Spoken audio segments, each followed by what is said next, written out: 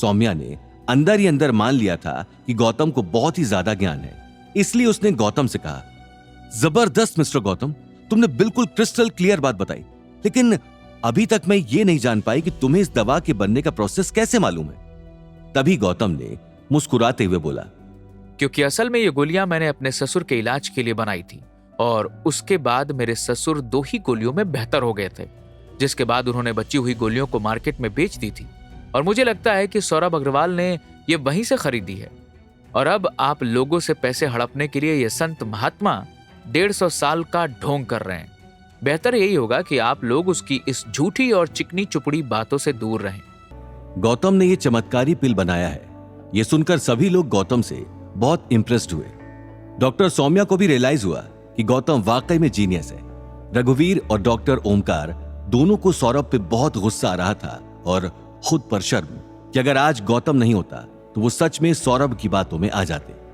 Doctor Omkar को लगता है कि गौतम सच में उनके बहुत काम आ सकता है और वो गौतम के पास जाते हैं और दोस्ती का हाथ बढ़ाते हुए कहते हैं, आप सच में कमाल हो गौतम, ये गोलियां बनाना किसी आम इंसान के बस की बात नहीं है। आज इसी गोली की बदौलत पिछले 1 साल से जो मैं ठीक से हिल डुल भी नहीं पा रहा था, मैं इस काबिल हुआ हूं कि मैं यहां पर आ पाया हूं और तुम्हारी इसी मदद के बदले मैं तुम्हारी भी कुछ मदद करना चाहता हूं। गौतम ने सोचा कि डॉक्टर ओमकार का परिवार सदियों से आयुर्वेद में है और आने वाले समय में अगर उसे किसी भी जड़ी बूटियों की जरूरत पड़ी, जैसे अनिल की चोट के लिए मुश्किल से उसे हरियाली पत्ता मिला था, लेकिन डॉक्टर ओमकार के लिए शायद ये बाएं हाथ का खेल होता। ऐसा सोचते हुए गौतम ने ओमकार को कहा, ऑफर के लिए थैंक्स डॉक्टर ओमकार।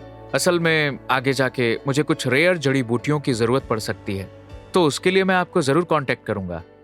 सौम्या ने भी मौके का फायदा उठाया और वो भी डॉक्टर ओमकार के साथ आकर खड़ी हो गई और उसने गौतम की तरफ देखते हुए कहा, बिल्कुल मिस्टर गौतम, आने वाले समय में अगर आपको हमसे कोई भी हेल्प चाहिए तो मैं पर्सनल गारंटी देती हूं कि काम जल्द से जल्द होगा।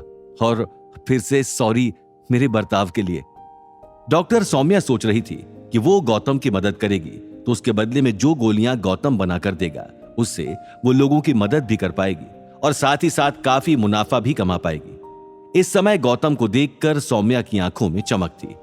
वहीं गौतम सौम्या की बातों से ज्यादा शांतनु पे फोकस कर रहा था।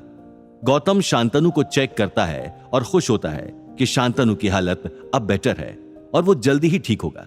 तभी गौतम की नजर घड़ी पर पड़ी और उसे एहसास हुआ कि उसे यहां आए काफी वक्त हो चुका है और पता नहीं अभी तक गीता ने घर पर क्या हंगामा किया होगा। इसलिए गौतम ने कहा, ठीक है रघुवीर जी, अब मैं चलता हूँ। शांतनु अब डेंजर से बाहर हैं और उन्हें थोड़ी ही देर में होश आ जाएगा।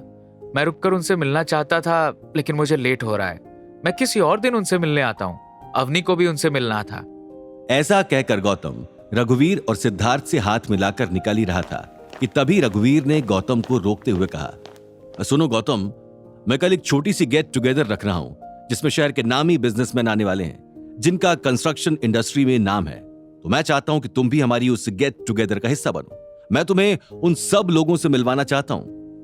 पहले तो गौतम मना करने वाला था, फिर उसे लगा शायद इन बिजनेसमैन से अवनी के स्टूडियो को आगे जाके कुछ फायदा हो, इसलिए वो कहता है, ठीक है रघुवीर जी, मैं कल आ जाऊंगा, लेकिन अभी मुझे निकलना होगा।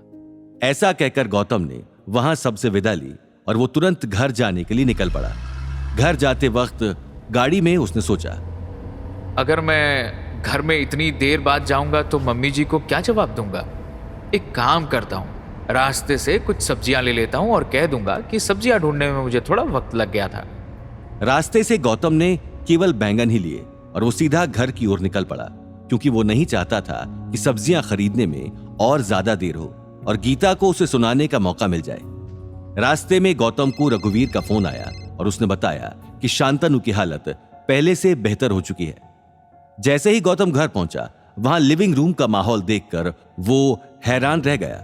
वहां पर सभी लोग बहुत ही सीरियस मूड में बैठे हुए थे, जबकि गौतम तो ये सोच रहा था कि गीता की वजह से वहां पर काफी ज्यादा चिल्लम चिल्ली हो रही होगी।